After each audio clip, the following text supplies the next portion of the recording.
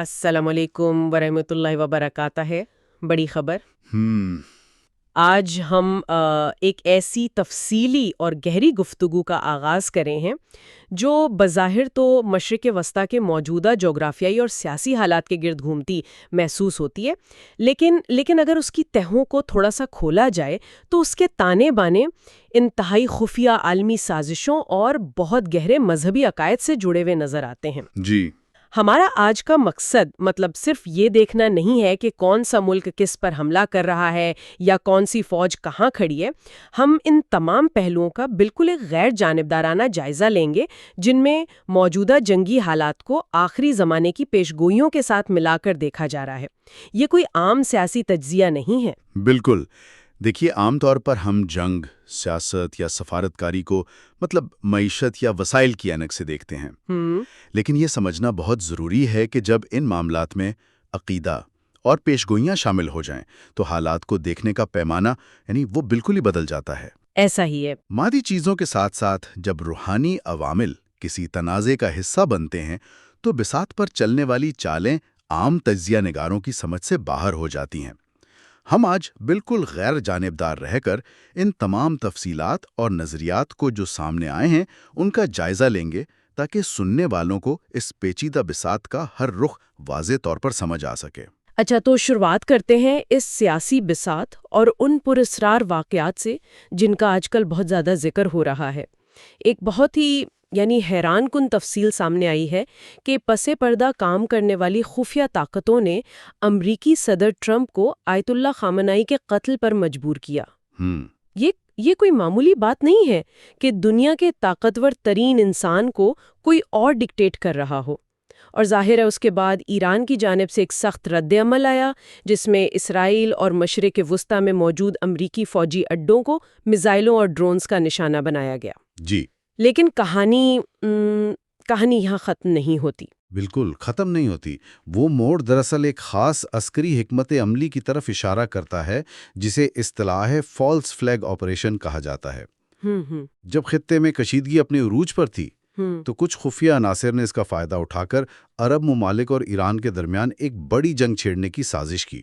منصوبہ یہ تھا کہ سعودی عرب میں ارامکو کی راس تنورہ ریفائنری پر، ریاض میں امریکی سفارت خانے پر، اور دبئی اور قطر جیسی دیگر خلیجی ریاستوں کے ہوائی اڈوں اور بندرگاہوں پر حملے کیے جائیں۔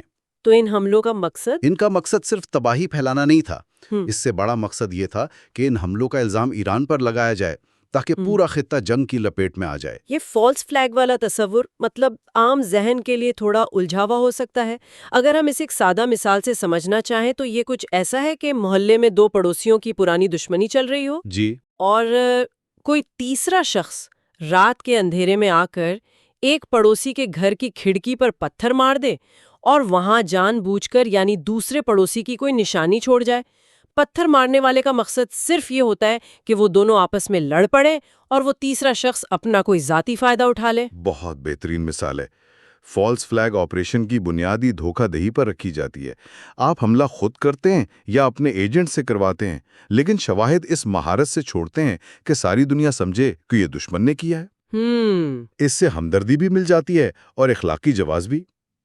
اسی تناظر میں امریکی صحافی ٹکر کارلسن کے وہ دعوے بڑی اہمیت اختیار کر جاتے ہیں جن میں یہ کہا گیا ہے کہ 2 اور 3 مارچ کو قطر اور سعودی عرب کے حکام نے موساد کے کچھ ایجنٹوں کو گرفتار کیا ہے۔ اچھا، موساد کے ایجنٹس کو؟ جی، اور یہ ایجنٹ مبینہ طور پر انہی ممالک میں بم دھماکوں اور تخریب کاری کی منصوبہ بندی کر رہے تھے۔ یہی وہ بات ہے جو سب سے زیادہ حیران کن ہے۔ قطر اور سعودی عرب تو امریکہ کے اتحادی سمجھے جاتے ہیں، وہاں امریکی مفادات اور ان کے فوجی اڈے بھی ہیں۔ بالکل ہیں۔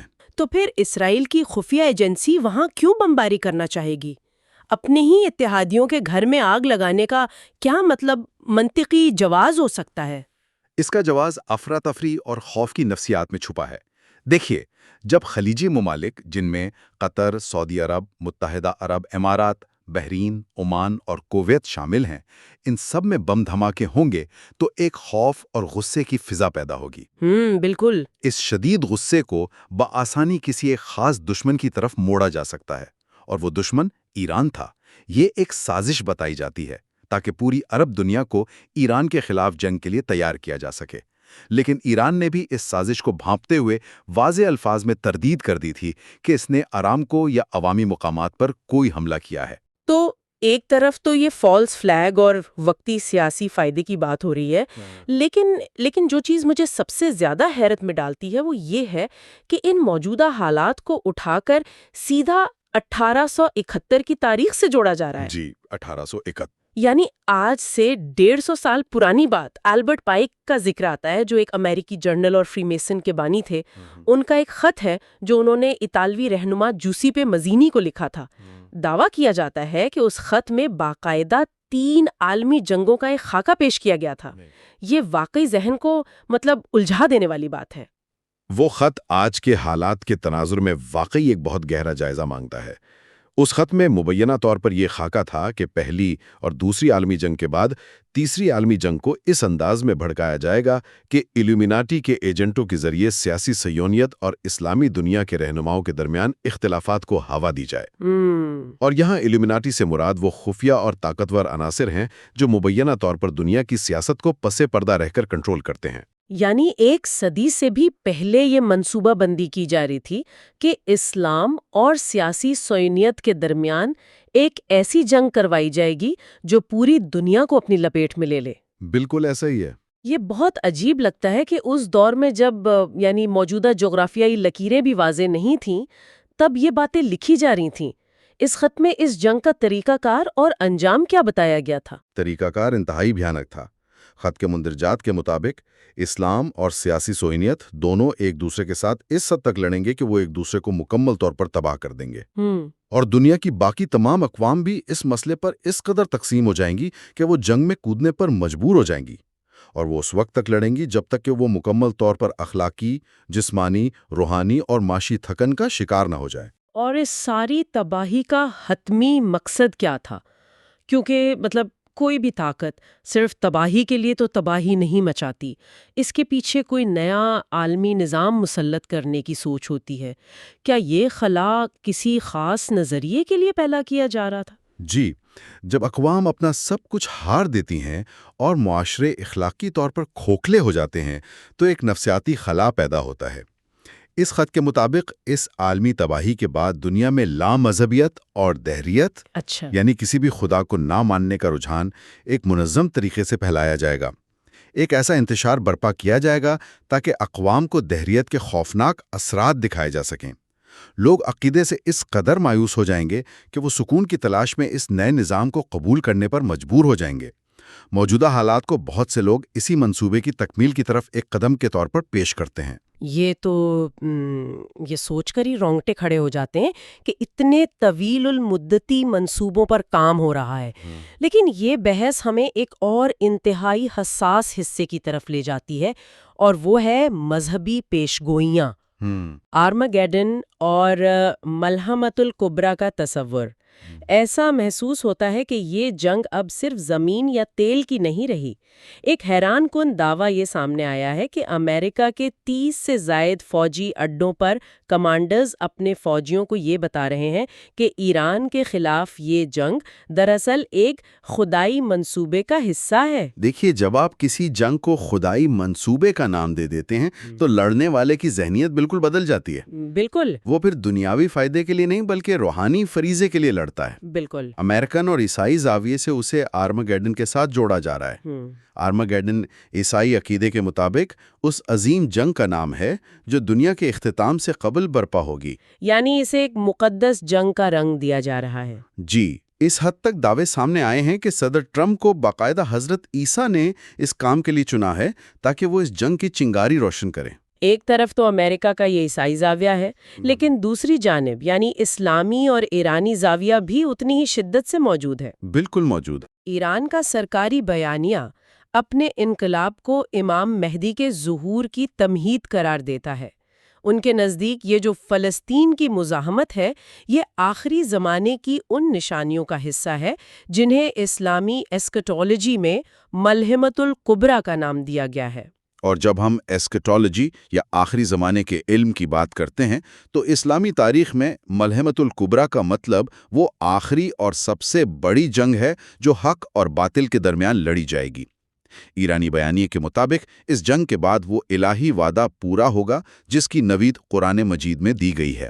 بالکل، اور گفتگو میں خاص طور پر سورہ توبہ کی آیت نمبر 33 کا حوالہ دیا جاتا ہے، جس کا ترجمہ ہے کہ وہی ہے جس نے اپنے رسول کو ہدایت اور دین حق کے ساتھ بھیجا تاکہ اسے تمام ادیان پر غالب کر دے۔ جی، تو اس کا مطلب یہ ہوا کہ میدان جنگ میں دونوں اطراف کے اپنے بہت مضبوط مذہبی بیانیاں موجود ہیں۔ اور جب جنگ عقیدے کی ہو تو فیصلے عام سفارتی منطق سے بالاتر ہو جاتے ہیں۔ نفع و نقصان صرف ڈالروں میں نہیں ماپا جاتا۔ بہت بڑا سوال پیدا ہوتا ہے جو عام تجزیہ نگار نہیں اٹھاتے۔ جنگ کا چھٹا دن ہے اور ہر طرف بحث ہے کہ کتنے میزائل چلے، کتنے ڈرونز گرے، کس کے پاس کتنے ڈالر ہیں۔ لیکن ان معلومات میں ایک بڑا سوال یہ اٹھایا گیا ہے کہ کیا اس جنگ میں اللہ کا کوئی کردار نہیں؟ کیا طاقت کا معیار صرف یہ مادی چیزیں رہ گئی ہیں؟ یہ وہ بنیادی بحث ہے جو نظر انداز ہو جاتی ہے۔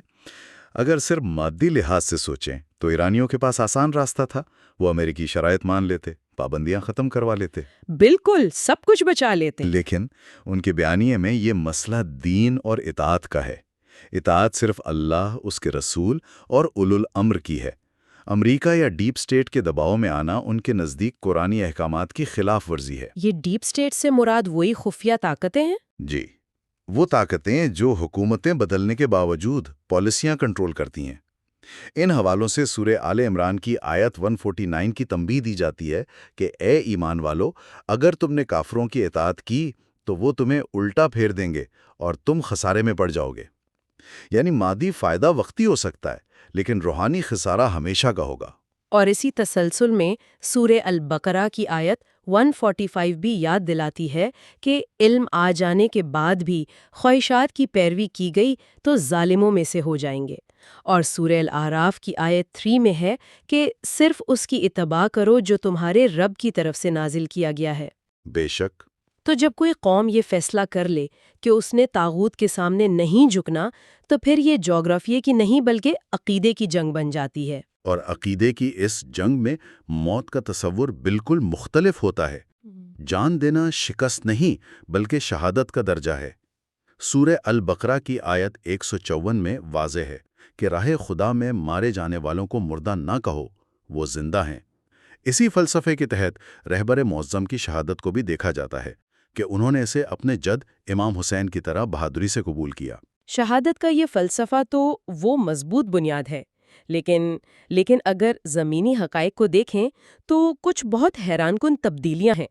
معلومات کے مطابق امریکہ نے اربوں کی حفاظت کے نام پر بنائے گئے اپنے اڈے خالی کر دیے ہیں اور اپنے بحری بیڑے کو جس سے دنیا ڈرتی تھی اسے ایرانی ساحل سے 1000 کلومیٹر دور ہٹا لیا ہے۔ عسکری زاویے سے اسے سمجھیں، براہ راست مقابلے کے بجائے دور سے میزائل پھینکنا کوئی طاقت نہیں بلکہ خوف اور پسپائی کی علامت کے طور پر پیش کیا جاتا ہے۔ اسے سورہ فتح کی آیت 22 سے جوڑا جاتا ہے کہ اگر کفار تم سے جنگ کرتے تو پیٹھ دکھا کر فرار کرتے۔ تو پھر مطلب ایک مومن کا اصل ہتھیار کیا ہے اگر جنگیں صرف جدید مشینری سے نہیں جیتی جا رہی؟ ان تفصیلات کے مطابق مومن کی اصل طاقت دعا اور اللہ کا وعدہ ہے۔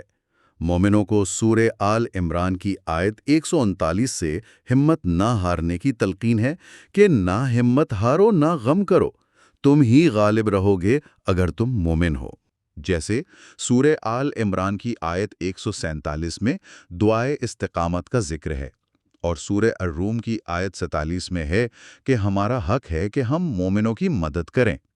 اسی طرح سورہ محمد اور سورہ الصف میں بھی فتح کے وعدوں کا تفصیلی حوالہ موجود ہے۔ اگر ہم اس ساری گفتگو کو سمیٹیں تو سننے والوں کے سامنے وہ بنیادی سوال آتا ہے جو ان معلومات سے اخذ ہوتا ہے۔ فیصلہ یہ کرنا ہے کہ ہمارا مرکز امید کیا ہے، ڈالر یا دعا، امریکی بحری بیڑا یا رب کعبہ، طاغوتی طاقت یا لا حول ولا قوت۔ اور آخر میں اگر ایک گہرا سوال چھوڑا جائے، اگر اس پر غور کیا جائے تو اگر دنیا کی یہ بڑی طاقتیں واقعی اپنے اپنے مذہبی اور آخری زمانے کے عقائد کی بنیاد پر فیصلے کر رہی ہیں تو کیا روایتی سفارتکاری اور مادی معاہدے کبھی بھی اس خطے میں مستقل امن لا سکتے ہیں؟ یہ وہ سوال ہے جس پر عالمی حالات کو سمجھنے کے لیے سنجیدگی سے غور کرنا چاہیے۔ اور آخر میں ویڈیو پسند آئے تو کامنٹ میں اپنا فیڈ بیک ضرور دیں، چینل کو سبسکرائب اور ویڈیو کو شیئر ضرور کریں تاکہ اگلی ویڈیو کا نوٹیفیکیشن بر وقت مل سکے۔ YouTube channel message of Islam.